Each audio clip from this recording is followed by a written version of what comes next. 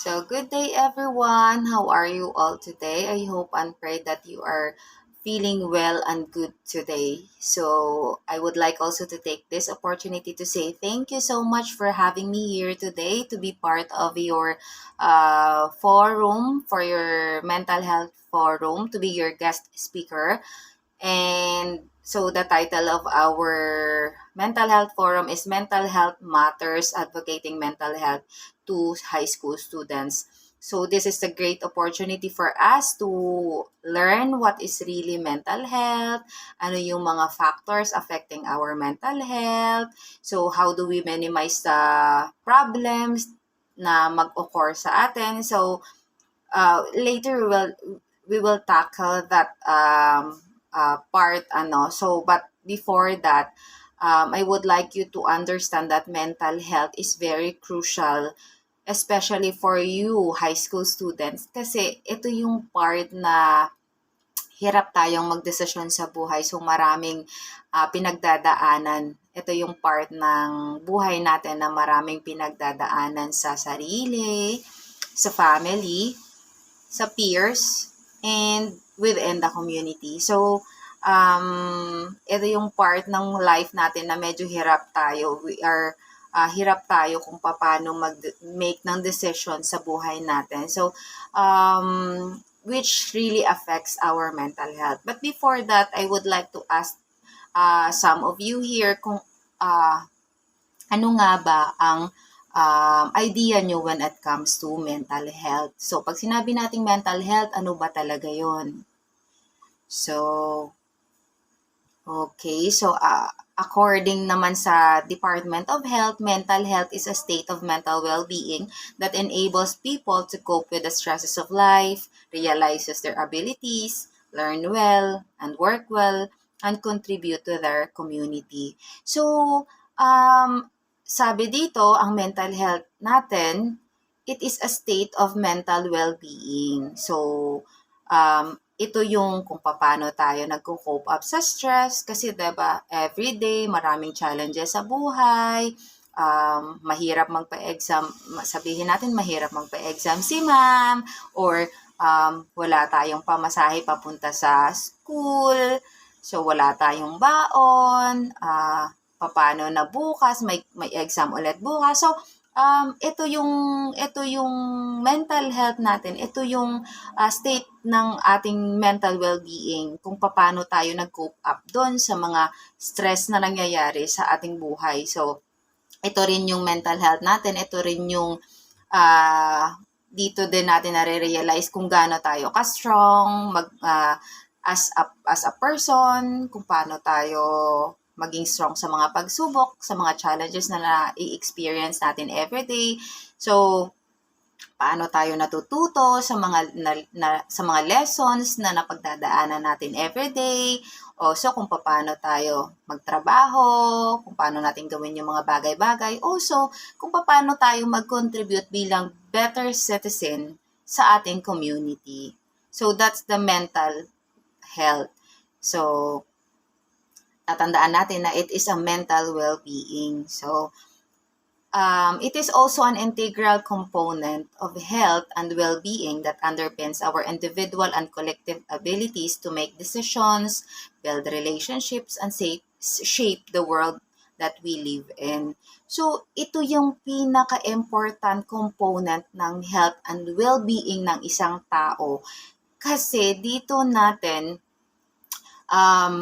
na nahuhubog yung sarili natin kung paano gumawa ng desisyon sa buhay, build ng relationship with the other peers, with the other people, to make friends with other people. And also, ito yung pinaka-important na component ng health natin to shape the world na we are living in. So, like kunyari, paano pag lahat ng mga tao ay maganda ang mental health?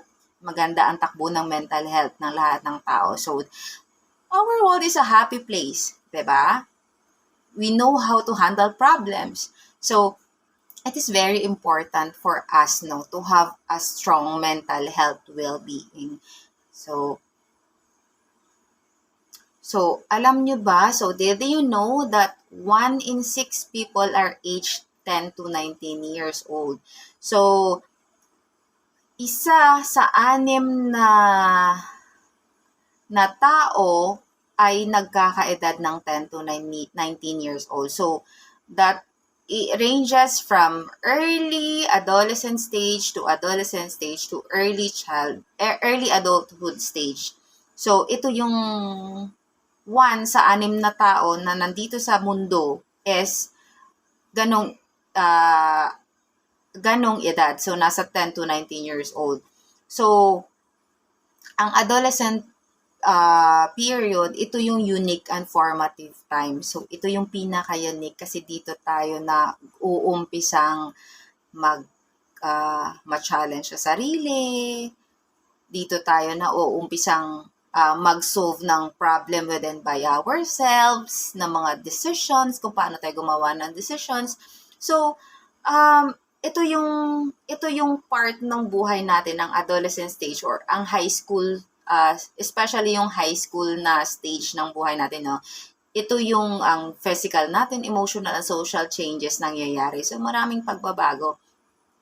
Yung physical natin, umiiba yung physical feature, yung emotional natin, yung emotions natin, kasi dito na tayo nagkakaroon ng menstrual period. So, yung hormones natin nag-iiba na siya. So, it also affects our mental health. So, it also affects kung paano tayo mag-isip, mag-manage ng emotions, and kung paano natin ma-handle yung stress. So at alam nyo ba na some of high school students or adolescent people are exposed to poverty, abuse, or violence. So, maraming mga bata ngayon, especially yung high school students, no, na exposed sila doon sa kahirapan. So, hirap sila sa buhay. They have nothing to eat. They don't know kung saan kukuha ng pamasahe everyday just to go to school. So, some of the kids also, some of the high school students also are being abused at home pa lang. So, they are being abused by their parents, their siblings.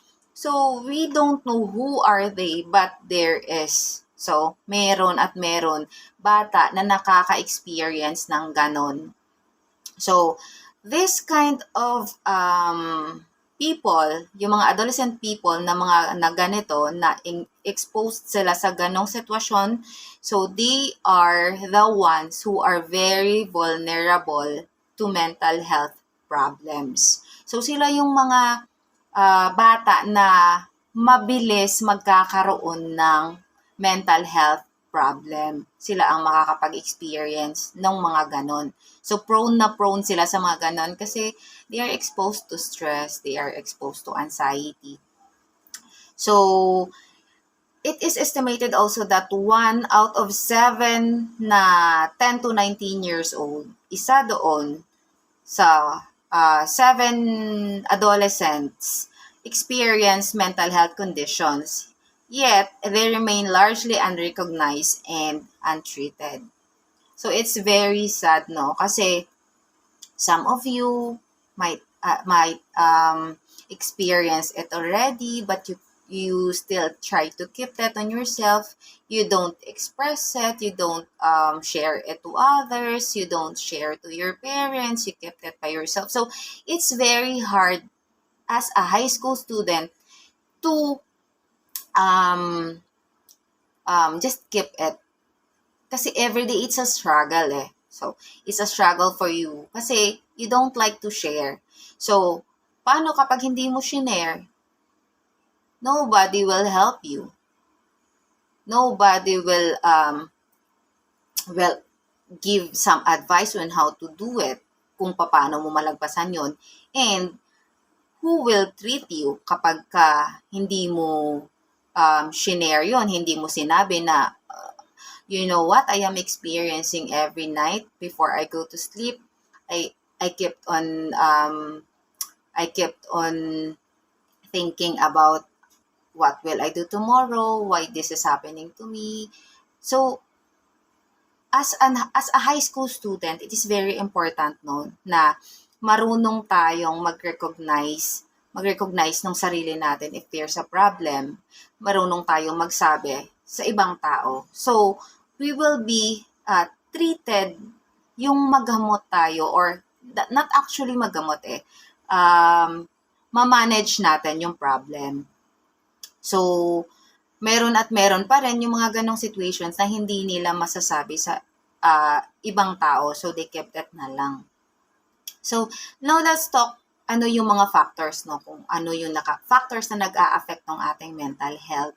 So, there are a lot of factors that affect our mental health. So, exposure to adversity, pressure to conform with peers, exploration of identity, media influence. So, ang dami. So, ang daming factors. So,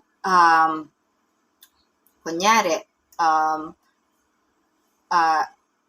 as a high school student, exposed ka na dun sa adversity na tinatawag. So, it's hard for us to maintain, to think accurately, no, when it comes to ganun. Especially, also, sometimes yung pressure to conform with peers, we don't know how to mingle with the other people, with our peers. Paano tayong sabihin natin na hindi ako fit in doon sa mga peers ko. So sometimes yun yung mga factors na nagko-cause ng mental health problem. Also, another one is the exploration of our identity. So, paano nga ba yung exploration of our identity? So, you don't know, ito yung part ng buhay natin, yung adolescent stage. Dito natin, ito yung part na we keep on asking ourselves, who am I? So, ano nga ba talaga ako? Sino ba talaga ako? So, yan yung isa sa factor na nag-a-affect na mental health natin. Another one is the media influence. So, sobrang laganap na ngayon ng social media. So, lahat tayo for sure may Facebook, meron tayong Instagram, YouTube. So, ang dami nating napapanood dun, no, na mga videos, kahit mga posts lang. So, yung doon pa lang, maaapektuhan na yung mental health natin. Kasi marami naman talagang napopost na hindi tugma para sa atin as a high school student. So, another one is the gender norms. So, minsan, sabihin nila, wag ka dito, bakla ka. So, sometimes yun yung yun lang yung sasabihin ng ibang tao, but they don't know na sobrang affected ka na. Sobrang iba ng impact pagdating sa'yo, diba? So, isa yun sa factors also. So, another one is the quality of our home life. So, our home is very important sa paghubog ng ating mental health. Why?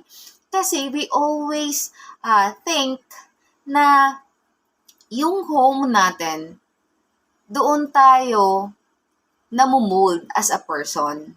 So, kung ano yung actions ng parents, ano ang action ng nanay natin, ng tatay natin, ng siblings, doon natin na nakukuha kung ano yung magiging character natin as a person. So, paano kapag kunyari, yung nasa bahay nyo, tapos yung parents mo, they're alcoholic, diba? So, tapos, araw-araw nag-aaway sila, nagbabatuhan. So, that's not healthy for us, no? So, it is very unhealthy sa ating mental health.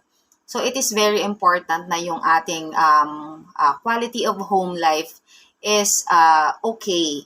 So, kapag gano'n na maraming problem sa home natin, so it affects our mental health also. Another one is the relationship with peers. So, isa din to sa factor na talagang as a high school student, malaki din ang impact nito pagdating sa ating mental health eh. Kasi, minsan, meron tayong mga classmates na they don't like us, ayaw nila makisama sa atin, minsan may mga bully, so minsan hindi mo alam sino ang lalapitan mo. So, importante na ang relationship with peers is being okay. Is okay. So, kailangan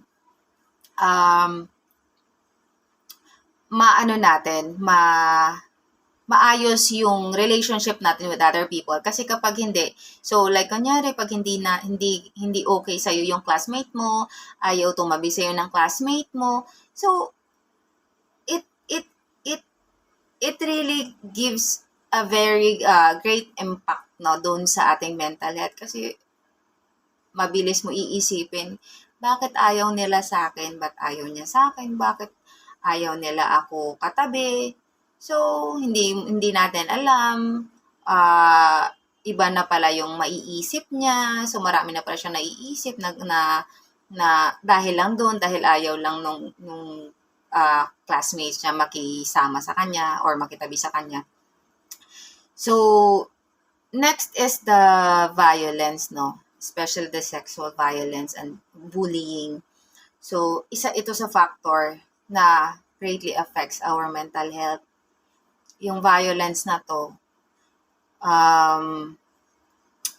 ito yung isa sa cause kung bakit maraming mga bata ngayon yung nalululong sa masamang bisyo. Ang worst is nagsusuicide because they can't take it anymore. They can't take it anymore kasi sobrang hirap na sila sa mental health nila.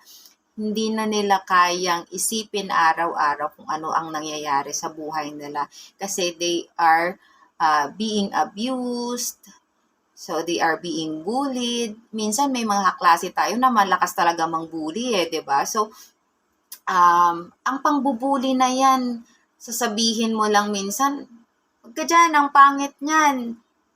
Hindi natin alam yung mga ganyan. It's part of bullying already and hindi natin alam na ang laki na ng impact doon sa sinabihan mo na tao. And we don't know kung ano yung tumatakbo na sa isip nila. 'Di ba? So, isa yun sa factor, no? Kung sa factor na nag-affect sa ating mental health. So, another one is the harsh parenting. So, yung harsh parenting na sinasabi ko, ito yung how parents discipline their children. So, what do you mean when we say harsh bullying? So, ay harsh parenting. So, pag sinabing harsh parenting, no, ito yung mga bata na parang disiplina militar, ganon. So, pag nagkamali ka, palo ka. Pag mali yung ginawa mo, kulong ka sa kwarto. So, ito yung mga sinasabi nating, ito yung sinasabi nating harsh parenting. So, it also affects our mental health, no? So, next is the socio-economic problem. What is socio-economic problem? So, ito yung what happens in our community. So, sa ating society. So, like kunyari, naghirap yung Pilipinas. So, ibig sabihin yon ang mga tao maghihirap. So, paano pag naghirap yung mga tao? Marami ang mawawalan ng trabaho. So, ibig sabihin, kapag nawalan si tatay mo ng trabaho, wala kayong pera. So, this is called a socio-economic problem. So, isa rin to sa factor na nag-a-affect ng ating mental health. So, there are different kinds of mental health problems, no? So, but we're going to tackle kung ano yung mga common na mental health problems when it comes to high school students. So, what are the common mental health disorders na or mental health problems na na-experience nyo as a high school student? So, ito yung mga yon, no? So, yung una is the emotional disorder. So, ang emotional disorder na tinatawag, it can be anxiety or depression. So, anxiety disorders, which may involve panic or excessive worry. So, ito yung sobrang grabe tayo mag-worry. Like, kunyari. So, pag sinabi mong anxiety disorders, may exam bukas, hindi ka makatulog. Sa gabi pa lang, sa gabi ba, paghiga mo, hindi ka makatulog. You worry a lot. So, isipin mo, baka hindi ko masagutan yung quiz namin bukas. Paano na yun? Baka wala akong masagot. Baka hindi ko maalala. So, yung sobrang nagpapanik ka. Sobrang nagwo-worry ka about the situation.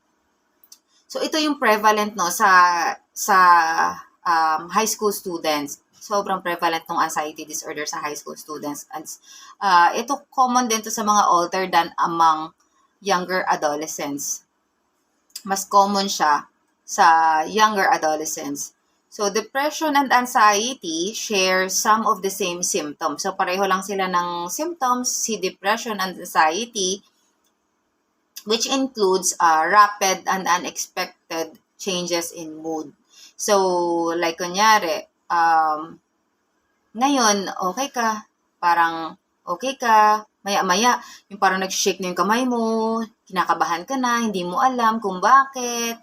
That is depression and anxiety. So, next is the behavioral disorder, no? Isa rin to sa na-experience ng mga high school students, the behavioral disorder. Ito yung most common disruptive behavior that includes oppositional defiant disorder or ODD, conduct disorder, and attention deficit hyperactivity disorder. So,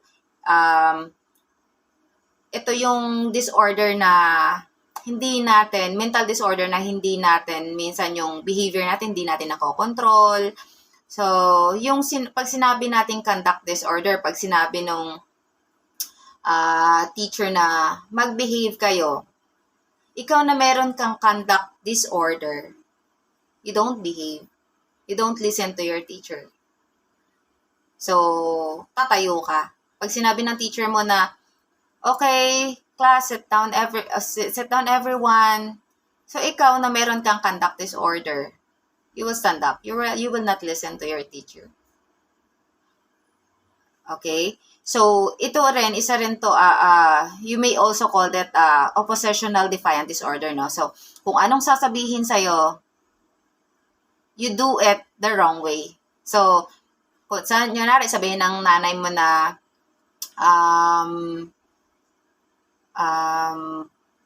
bumili ka doon sa tindahan ng ganito, hindi ka susunod. So, iba yung ginagawa mo compare doon sa inuutos sa'yo. So, ito yung one of the behavioral problem na na-experience ng mga high school students. Also, yung hyperactivity disorder, it's also considered as behavioral disorder kasi ADHD or attention deficit hyperactivity disorder, ito yung behavior mo, masyado kang hyper. Hindi mo makontrol yung sarili mo kung anong gagawin. Hindi ka makapag-set down ng matagal. You need to stand up and keep on roaming around. So, that is also one of the behavioral disorder na nangyayari sa mga high school students. So, another one is the eating disorder. So, sino yung mga high school pa lang dyan, nagda-diet na, kasi bawal pumayat, kasi baka hindi makapaghanap ng boyfriend. So, sino yung mga yun nandyan? So, eating disorder also is another mental health disorder, no? Or mental health problem. So, there are two kinds of eating disorder. One is anorexia nervosa and two is the bulimia nervosa. So, ang anorexia nervosa, ito yung sinasabi natin na wala kang ganang kumain. You don't like to eat. Gusto mo payat ka lagi, so you don't eat. So, hanggang sa umabot na siya doon sa, nagiging disorder na siya, na kapag ka may kinain ka, you will do it up. You will take it out from your stomach. Isusuka mo siya. So, that's called anorexia nervosa. The other one is the bulimia nervosa. What is it? So, bulimia nervosa, ito yung usually na nangyayari sa mga bata na kapag ka-stress sila.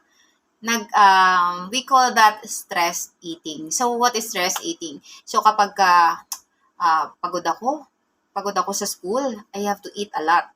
Or, malapit na yung exam, kakain ako ng madami. So, every time na parang nagwo-worry ka, kakain ka. Stress ka, worry ka, stress ka, kakain ka. So, that is bulimia nervosa hanggang sa nag-iiba na yung shape ng katawan mo, tumataba ka na. Pag sinabing bulimia nervosa, tumataba ka ng sobra. Pagka tumaba ka ng sobra, doon magsa-start yung actually, doon nag-start yung pambubuli na sa'yo. Ay, ang taba mo, yung parang ganon. So, eating disorder is also another part of mental health problem or mental health disorder. So, next is the psychosis. So, ito mas malala naman ang psychosis, no? So, it is important na alam nyo to kasi psychosis is very serious mental health condition. It is a very serious mental health problem. So, it commonly emerges in the late adolescent stage or early adulthood. So, what are the symptoms? You hallucinate. Nagiging delusional ka na. Diba? So, actually, psychosis is actually, ito yung psychosis, parang pinaka-latter part na to ng mental health problem natin eh. So, at first, we start with depression, anxiety, so nagkakaroon na tayo ng eating disorder, and then the worst part na pinakamalala, if untreated is the psychosis. Okay, pag sinabing psychosis, may nakikita ka ng hindi namin nakikita. O baka naman meron dyan sa inyo, huwag kayong matakot. Okay? You tell that to your parents, okay? So, minsan, sabihin mo na, sino yung katabi mo? Which is wala naman. Yung friend mo nakaupo sa upuan, sabihin mo, sino yung nasa tabi mo? Bakit nakangiti siya sa akin? Yun pala, nagha-hallucinate ka na. 'Di ba? So, it is very important, no, na pag nasa part na kayo ng ganito, iba na to eh. Iba na to. So, kailangan na talaga to ng management. So, it is very important na alam nyo yung sinasabi nating psychosis. So, be careful, no? Be careful sa mga nararamdaman nyo, mga naiisip nyo. So, next is, ito, talagang, kung sinabi ko kaninang latter part ng mental health problem, yung psychosis, ito talaga, the end na talaga to. So, the end na talaga to. So, ito na yung pinakamalala sa lahat. Na mental health disorder. So, this is the suicide and self-harm. Okay? So, this is very serious na talaga. Alam nyo kung bakit. Kasi, ang dami-dami ng cases ngayon ng mga high school students na nagsusuicide dahil hindi nila kinakaya yung problems in their life, yung mga challenges. So, it is very important, no, that you know this when to seek help. Etong suicide and self-harm. So, paano nga ba to? Actually, hindi naman to biglaan eh. Hindi siya biglaan. So, minsan, sobrang tagal na nating kinikimkim yung sa sarili natin yung mga nangyayari, yung abuse, yung violence na na-experience natin, we don't share it, hindi tinitreat. So, yung iba, they end up ending their lives. Which is very nakakasad kasi alam nyo yun, yung sana, meron sanang chance pa kung na-manage siya early. Pero hindi. So, they thought na that would be the solution to their problem. So, they ended up nagsusuicide. And also, meron din naman na hindi sila nagsusuicide but they harm themselves. What are those? Minsan, sinasaktan yung sarili pag sobrang pressure na nila sa bahay. Pag like, kunyari, pinapagalitan sila palagi ng parents nila. Hindi nila kinakaya yung problem sa school. Pinagalitan sila ng teacher nila or pinagsabihan or binubuli sila sa school. So, what they do? They hit themselves. They minsan, ang iba, naglalaslas sila, 'di ba? So, sinasaktan nila, pinapadugo nila yung skin nila. Yun yung mga ginagawa ng mga malalala na yung nararamdaman, malalala na yung mental health problem nila. So, ano nga ba yung risk factor ng suicide and self-harm? Ito yung multifaceted, no? And it includes harmful use of alcohol, abuse in childhood, stigma against help seeking. So, may mga barriers to accessing care and access to means of suicide. So, pag sinabing access to means of suicide, they have access kung paano kunin yung mga poisonous products, yung mga medicines, yung mga knives or yung mga sharp materials. So, ito yung mga risk factors, and suicide and self-harm is also part of our mental health problem. So, meron din tayong tinatawag na risk-taking behaviors. So what is risk-taking behaviors? No, it's a substance use or sexual risk-taking. So ito yung mga bata na, yung mga high school students na let's try it. It's okay. You try it. Masarap to. Yung mga ganon.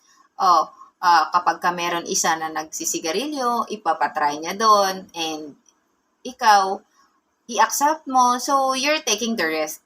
So that's what you call risk-taking behaviors. So, lagi nating tatandaan na hindi lahat ng sinabi natin dito ng mga mental health problems ay mapagdadaanan natin. Magkakaiba tayo. Okay? So, magkakaiba tayo as a person. So, hindi lahat ng sinabi natin na mga mental health problems is may experience ng lahat ng tao. Iba-iba tayo ng situation, iba-iba tayo ng pinagdadaanan sa buhay, iba-iba ang pag-accept natin ng challenges sa buhay. So, some of us might experience anxiety. Some of us might experience other disorders na hindi ng iba na-experience.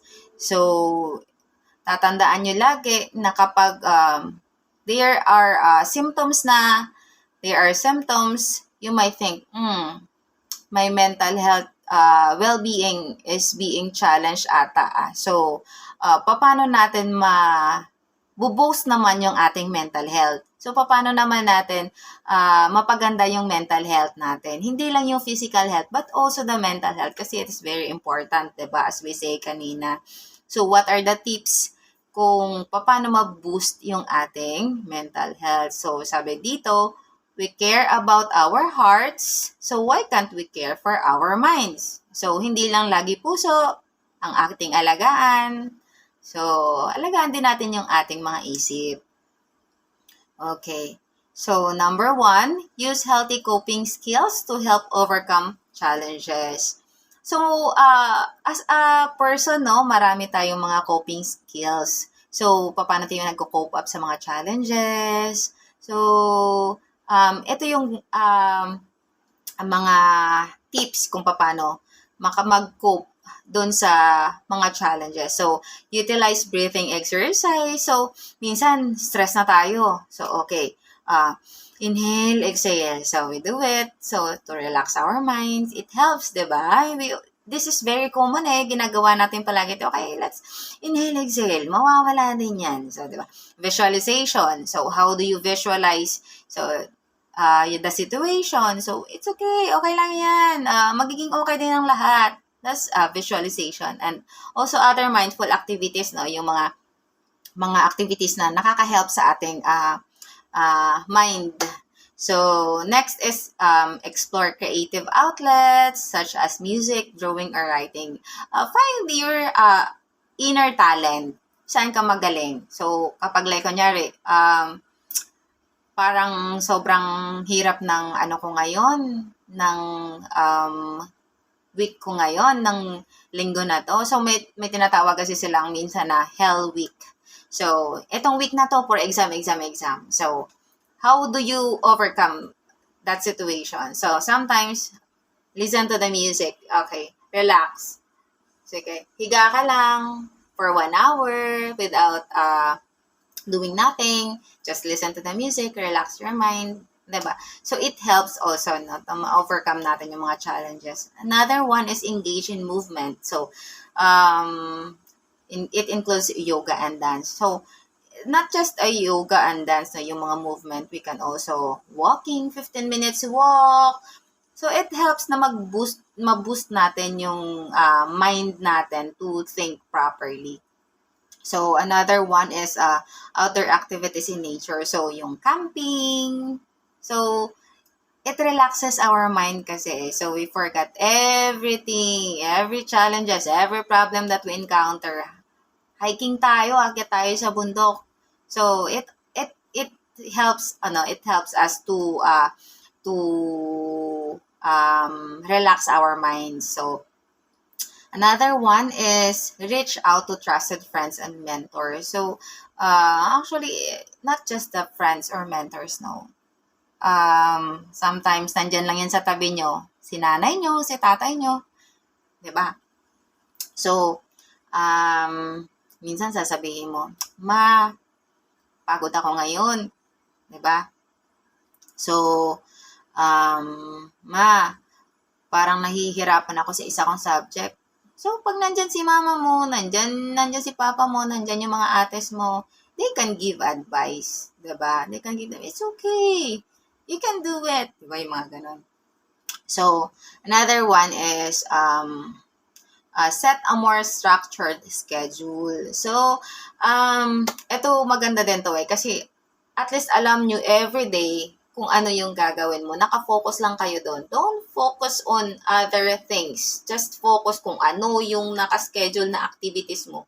Kung ano mga gawain mo. Diba? Kahit anong sinasabi sa'yo, kung nandyan ka, nakafocus ka sa schedule mo, wala, o hindi madidisturb yung yung isip mo, hindi ka maguguluhan eh. So, that's those are the ways ng cope sa mga challenges. So, next is mind, body wellness, physical well-being. So, what are those? Mind, body, wellness. So, physical well-being. Sabi nga natin, physical well-being and mental well-being is connected. Diba? Kahit gaano kaganda nung isip mo, kung kulang ka naman sa tulog, diba? Kung hindi naman healthy yung kinakain mo, diba? So, hindi rin tugma hindi rin tutugma. So, paano nga ba ma-boost yung mental health mo when it comes to mind-body wellness? or sa physical well-being. So, mas mahalaga, natutulog tayo 8 to 10 hours a day. So, limit natin yung screen time. So, yung mga nagsi-cellphone dyan hanggang madaling araw. So, that wouldn't help us, no? Okay? That wouldn't help us. So, kailangan natin mag-rest, diba? Yung cellphone nga natin, nalulubat nga diba? Nag-charge nga siya, kailangan mo nga i-recharge So, take your body as also as parang cellphone din na nauubos din yung energy natin. Like the cellphone, nauubos din yung battery. So, kailangan din nating i-recharge yung sarili natin. So, stop the screen time, stop the cellphone. So, ililimit natin yon. Take 8 to 10 hours daily na sleep. And also, syempre, kumain ka rin ng healthy foods. So, that would help you to boost your mental health also. Syempre, kailangan yung mga vegetables, mga fruits natin. It helps our mental well-being also. Kasi, nagiging maganda yung physical well-being natin So, it helps na mapaganda rin yung ating mental well-being. So, next is open and positive communication. So, this is social well-being, no? Pag sinabi natin open and positive communication. So, what is open and positive communication? Ito yung you are talking to other people. Okay? So, nakikipag-usap ka sa mga ibang tao, nakikipag-mingle ka. So, paano nga ba yung open and positive communication or yung social well-being natin nagbo-boost ng ating mental health? So, talk about what is troubling you with a trusted adult. So, it is very important. Yun yung sinasabi ko kanina, no, na kapag merong kang nararamdaman na parang hindi maganda or nahihirapan ka, don't keep it by yourself. It is very important na i-share mo siya sa other people, especially the adults. Kasi yung mga adults, sinasabi nga nila, di ba? Usually sinasabi nila, papunta ka pa lang, pabalik na ako. So, they have lots of experience. So, hindi sila aabot ng adult kung hindi sila naging very effective noong adolescent stage. So, magagaling magdesisyon sa buhay ang adults, doon ka sa adults maghingi ng advice. So, yung mga trusted na adults, sino ba yun? Teachers, parents, yung guidance counselor. So, you can ask some advice to them, no? Kapag something's troubling you. So, pag nagkakaroon ng medyo problema sa sarili, don't be shy. Don't be afraid to share it. So, another one is know how to seek assistance when struggling or confused and unsure. So, same lang din kapag medyo hirap ka sa magdesisyon, kung like kunyari, your 4th-year high school ka na, or a graduating student ka na, magka-college ka na, you don't know what to take in college, hindi mo alam kung ano bang nararapat sa'yo na course. So, it is important, no, na maghihingi ka rin ng assistance, seek assistance. Kasi, minsan, kapag hindi natin alam, namamali tayo ng desisyon. So, dapat it is important, no, kapag confused ka, seek assistance sa mga adults, especially talaga sa mga adults. So, next is, identify and understand your feelings. So, this one naman is the psychological well-being naman to. So, identify and understand your feelings. So, it is important na alam natin, no, kung ano yung nararamdaman natin. So, naiintindihan din natin dapat kung bakit nararamdaman natin to. So, when feeling angry, worried, or troubled, discuss your feelings with a parent, another trusted adult, or a trusted friend.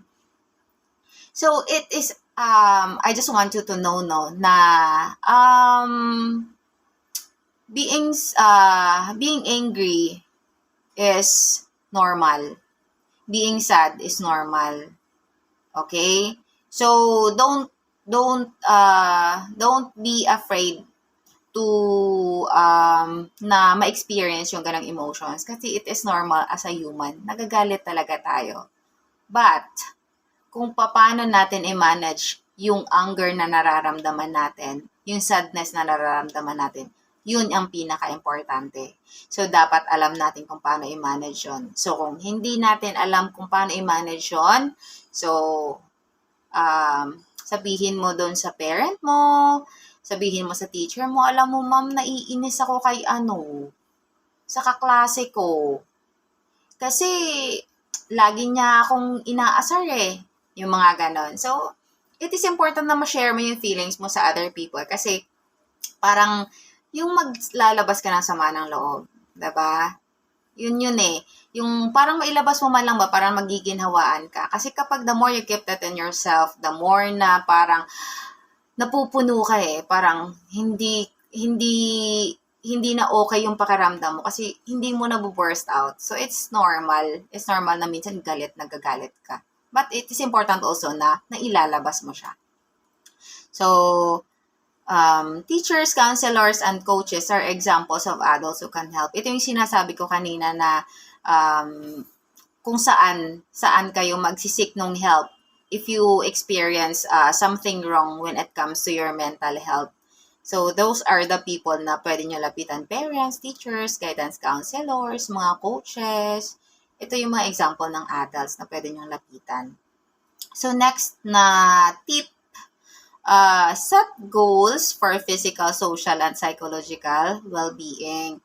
So, mag-set tayo ng goals. So, develop SMART goals for the future to help you stay focused on things that really matter. So, this can help you put day-to-day problems into perspective. So, ano ba yung goal mo in the future? Kailangan magiging doktor ako. So, kailangan nakafocus ka lang doon. Okay? Develop mo yung SMART goals mo. Paano ba pag sinabing SMART goals para sa future? And paano ba mag-focus? So, if you aim for that something, focus.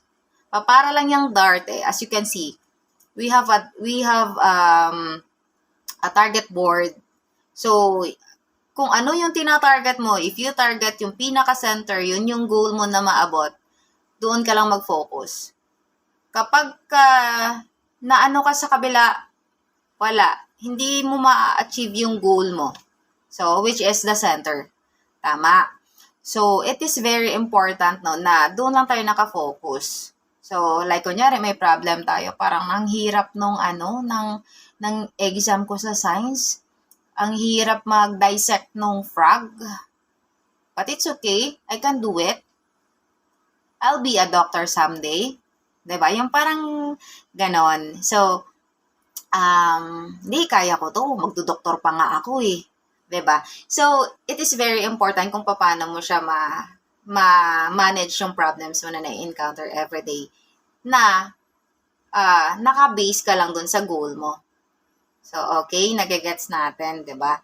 So, okay, next is abstain from substance abuse. So, ito talaga, wala talaga itong maitutulong sa inyo.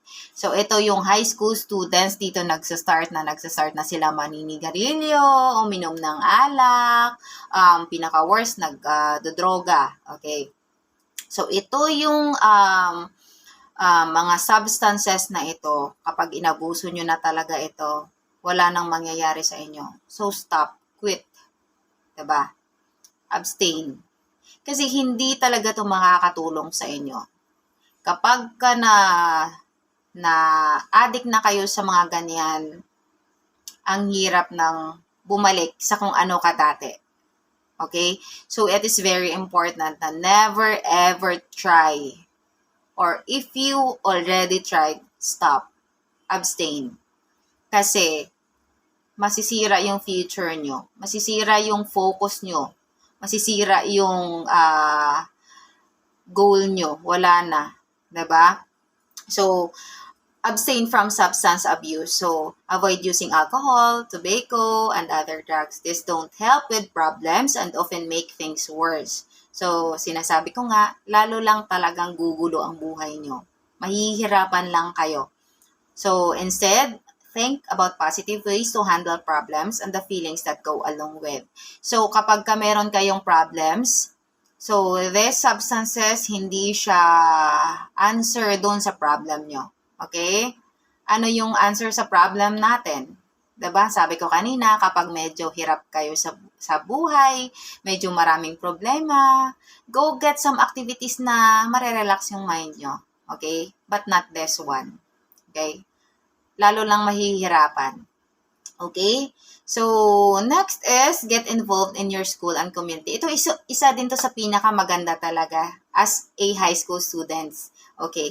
So, maging involved tayo sa school and sa community pag mayroong sinabing, may camping tayo. Okay, go! Enjoy! Have fun! Okay, diba? So, maging part ng club ng school, 'di ba? Marami tayong activities no sa school. May camping, clean up programs, join kayo kasi dito nagkakaroon kayo ng mga friends, nakakaband kayo with your classmates outside the classroom. So, mas masaya kasi minsan you forgot your problems, parang nalilesen yung problems nyo, nare-relax yung mind nyo. So, isa din to sa talaga. And, magiging focus kayo sa mga magagandang pangyayari lang. Like, hindi kayo yung, wala kayong boring yung life nyo. So, hindi naman kayo sumasali sa mga ganyan, sa mga programs. So, ano lang nangyayari sa inyo? Nagsi-cellphone lang kayo. Hindi naman maganda yung nakikita nyo sa cellphone. And minsan, sama nyo lang yung barkada nyo. Hindi pa maganda yung itinuturo sa'yo. So, why don't you just get involved sa mga community programs, no? Sa mga outreach, sa mga school activities. That would help, no? That would help you to become a better person. Okay? So, pwede kayong mag-volunteer sa community nyo. Maraming mga programs na kailangan ng volunteers actually. So, magtanong-tanong lang kayo sa community nyo. Meron yan. So, next is another tip. Okay, make positive and healthy decisions. Okay. So, dapat lagi isipin natin, is what I am doing, what I will be doing is good, nakakabuti ba siya sa akin, nakakabuti ba siya sa pamilya ko, nakakatulong ba siya sa akin. So, bago tayo magdesisyon, ask ourselves, okay? So, be able to problem solve using the healthy decision-making model and resolve any conflicts. Understand consequences of actions and be able to reflect on decisions made. So, bago ka mag-decision, so, syempre, you have to reflect also, no? Minsan, bigla-bigla tayo ng desisyon, yun pala, mali yung nagiging desisyon natin. So, it is important na kapag nagdesisyon tayo, pag-isipan natin ng mabuti. So, okay? So, like kunyari, your friend, yung friend mo, inaaya ka na, tara, may session kami dun sa kabilang So, bago ka magdesisyon, isipin mo muna kung ano yung pwedeng mangyari, 'di ba? Kasi minsan there are friends naman talaga na bad influence. So, be careful also no kapag ka nag-decide ka kasi minsan baka yan yung magiging dahilan ng malaking problema, magkakaroon ka ng malaking problema. So, make sure na yung decision mo is positive. So, hindi yung mali. Well, it's normal naman na nagkakamali minsan. We learn from it. But it is very important na alam mo at napag-isipan mo ang desisyon bago mo ginawa. Okay? Bago ka nag-decide, pag-isipan mo ng mabuti. So, okay. Next is, be kind. Okay? Ito, isa din to sa tip na gustong-gusto ko talaga yung be kind to everyone. Okay? Bakit? Ang daming bullies talaga ngayon. Okay? So, ang daming bullies. Kapag yung mga bullies talaga, yung mga napapanood natin, grabe sila, yung mga binubuhusan nila ng water, yung ano nila, yung mga schoolmates, kaklase. So, tapos kung ano-anong ginagawa nila sa mga klase nila, tinatago nila yung bags. So, one way of having a good mental health, no, is to be kind. Please be kind. Okay? So, promote positive behavior such as respect. It is very important. Respect everyone. Okay? Respect your classmate. Respect your teachers. Respect your principal. Respect everyone around you. Okay? So, promote positive behavior such as respect, responsibility, and kindness around you in common areas such as hallways, cafeterias, locker rooms, and playgrounds. So, lahat ng tao na nakakasalubong mo, show respect. Okay? Be kind. Okay? And become responsible naman. A responsible student. So, next is prevent negative behavior such as bullying and harassment. Ito yung sinasabi ko kanina na iwasan natin. Iwasan natin kasi ang bullying, hindi natin alam kung anong magiging effect dun sa tao. Diba? So, always be kind with everyone. Diba? So, work together with peers to stand up to a bully, encourage them to reach out to lonely or excluded peers, promote acts of kindness, and seek the availability of adult support. So, kapag meron kayong nakikitang kaklase or schoolmate na parang alone lagi, be kind, okay? You may also approach her or him na, are you okay? Is there something bothers you? We can help. No? So, yun lang, that can be a bridge, no? That can be a bridge para mag-open up siya. Kasi pala, hindi natin alam, may problem siya. Meron siya na-experience na problem sa bahay. Hindi natin alam. So, it is very important to be kind. Okay? So, next is express love and gratitude to others. So, praise should always occur more frequently than criticism. So,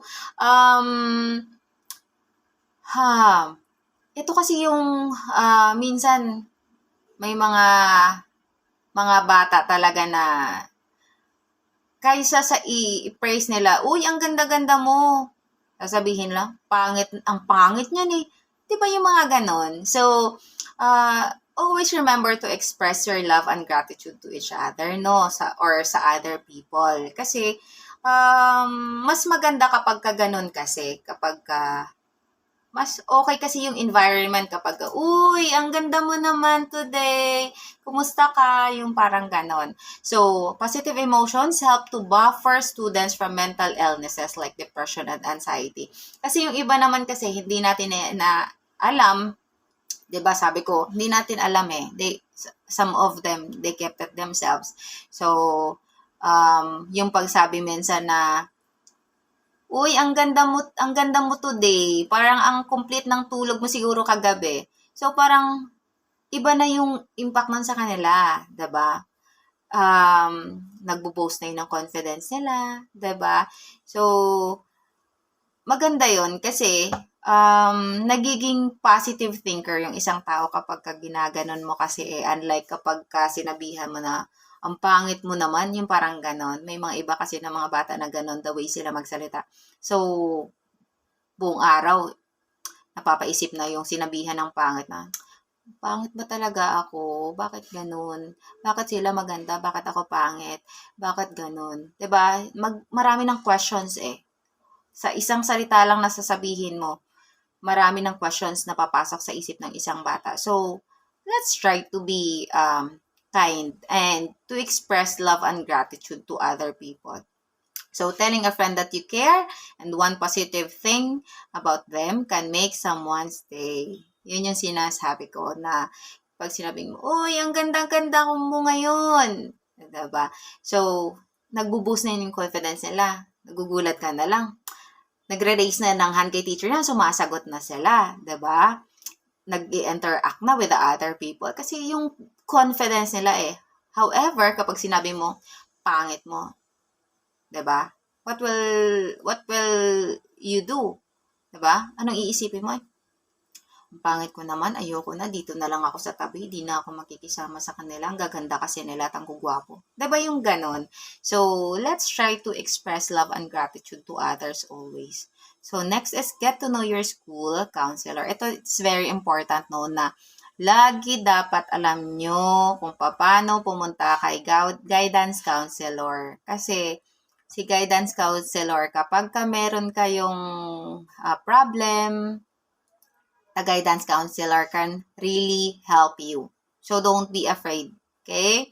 So, here, it is, so, sabi dito, do you know who your school counselor is? So, alam nyo ba kung sino school counselor nyo? Okay?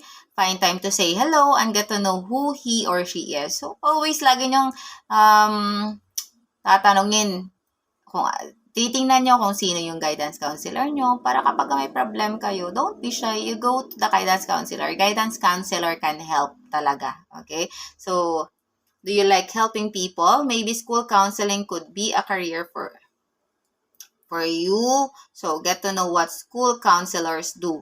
Okay? So, minsan hindi natin alam na magaling pala tayo mag-interact with other people.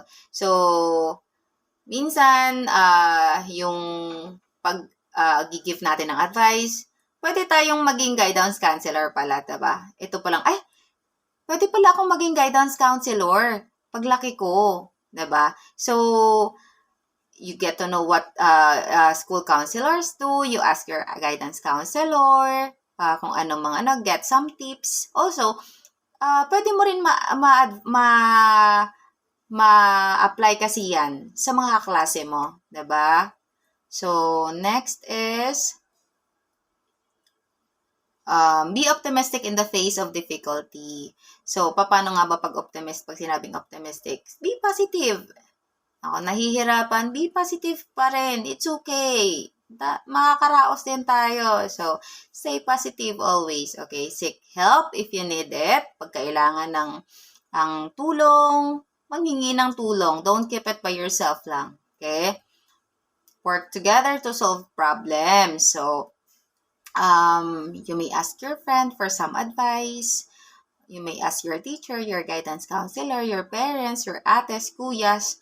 So, also avoid the blame game. It interferes with problem solving. So, pag sinabing avoid the blame game, so, nagsisisi ka. So, avoid it. Okay? Kasi, kaya tayo nandito kasi, ikaw kasi, makulit ka kasi, yung parang ganon.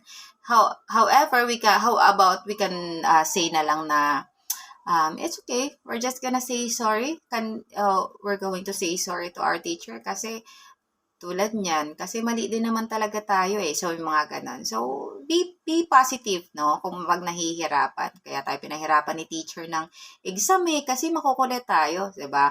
So, next time, hindi na tayo maging makulit. Tahimik na tayo. Dapat behave na tayo. So, mga ganon. Okay? So, work with people's strengths rather than focusing on your weaknesses. Okay, ito very important to. Ano nga ba yung strength mo? Ano nga ba yung weaknesses mo? Okay? So, it is important for you. Okay? So, it is important na alam mo kung ano yung mga strengths mo. Okay? So, pag sinabing magaling ako sa math, pero mahina ako sa science. Mga ganon. So, why don't you join the math quiz bee? Yung mga ganon. So, tapos, magaling ako sa magaling ako makipag-interact with the other people. So, make a lot of friends. Yung mga ganon. So, minsan, marami tayong mga skills and talents na hindi lang natin nadidiscover pa. So, don't be afraid to try anything that would help you to develop your talents and skills and also to discover it. So, always remember, kapag ka nahihirapan, be optimistic, okay? So, kapag ka, like, kunyari, minsan kasi may mga sa bahay, Nahihirapan kasi tayo. Minsan, kapos tayo sa budget sa bahay. Hirap na hirap si nanay. It's okay. 'Di ba? Look for a cheaper food, makakatipid. Okay, kung malapit lang naman yung bahay mo, ba't ka pa manghihingi ng baon? 'Di ba? Lakarin mo na lang, 'di ba? Lakarin na lang natin. It helps pa to boost our mental health. 'Di ba yung mga ganon? So, always be positive, no? Kapag ka nahihirapan, always be positive. Kasi kapag ka negative yung iniisip natin, lalo lang tayong mahihirapan. Okay? So, always be positive. Okay? Malalagpasan din nating lahat yan. Okay? So, next is express gratitude to yourself. So, always express gratitude to yourself, no? Kasi you are different from others.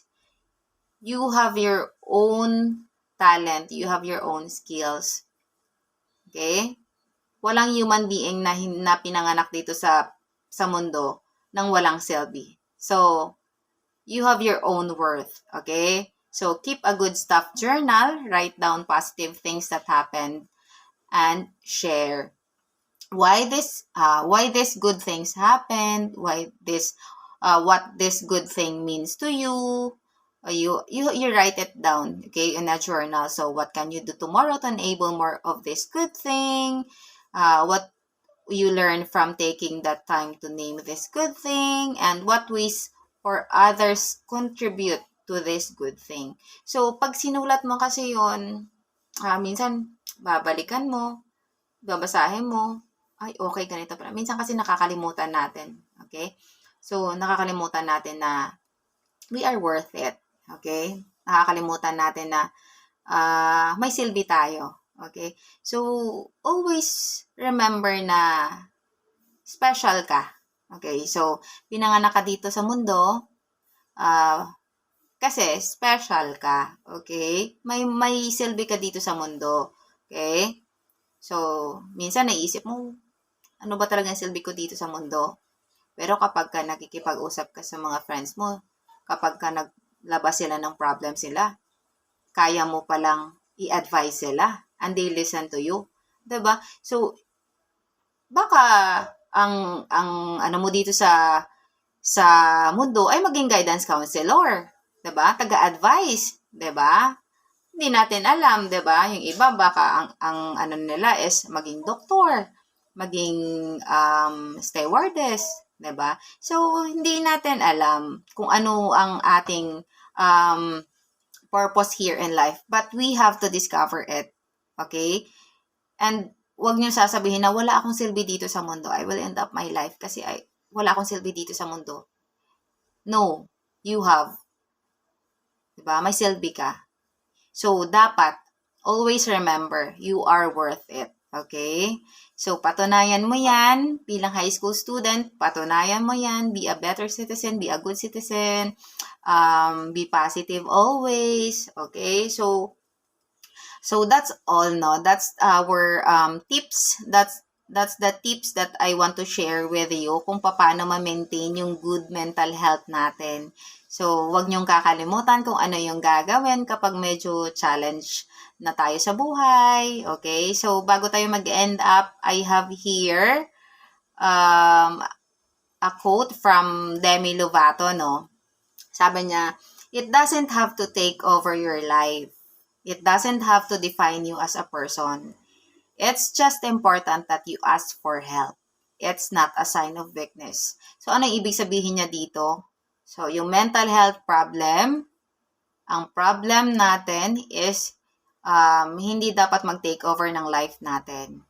Hindi dapat yun yung magti-take over ng araw-araw natin na gawain. Hindi dapat magdi-define yun to you as a person. So, it is important na kapag meron ka nun, pag may mental health problem ka, pag you experience mental health problem, you ask for help. Okay? Ask for help. Always remember, ask for help. Okay? Kahit simple lang yan na problem, ask for help. Huwag na nating palalain. Okay? So, hindi daw yan sign of weakness. Okay? Actually, hindi ka normal kapag hindi ka nagkakaroon ng problema sa buhay. Okay? Pag wala kang problema sa buhay, pagka hindi ka nakaka-experience nun, baka patay ka na. Okay? So, baka hindi ka buhay. Kasi lahat ng buhay nagkakaroon ng problem sa buhay. So, ang pagkakaroon ng problem sa buhay, ng mental health problem, is not a weakness, okay? It's not a weakness, okay? It's manageable, okay? Basta, marunong tayong mag-seek ng help when needed, okay? Kapag kailangan natin ng tulong, always seek help, okay? So, huwag kakalimutan na kapag nakaka-experience kayo ng parang something hindi na okay yung nararamdaman nyo, seek for help, okay? Ang sinabi ko kanina, yung mga adults, kung sino yung mga adults na mga experience, yun yung lalapitan natin. Doon tayo mag-share ng problems and mag-seek ng advice, okay? Kasi they know better than us, okay? Okay, so thank you so much, everyone. That's the end of our forum about sa mental health. So thank you so much for listening, and thank you so much for interacting. Thank you so much for being here sa ating forum, and thank you so much for having me here. I really appreciate. Okay, so thank you and have a good day, everyone.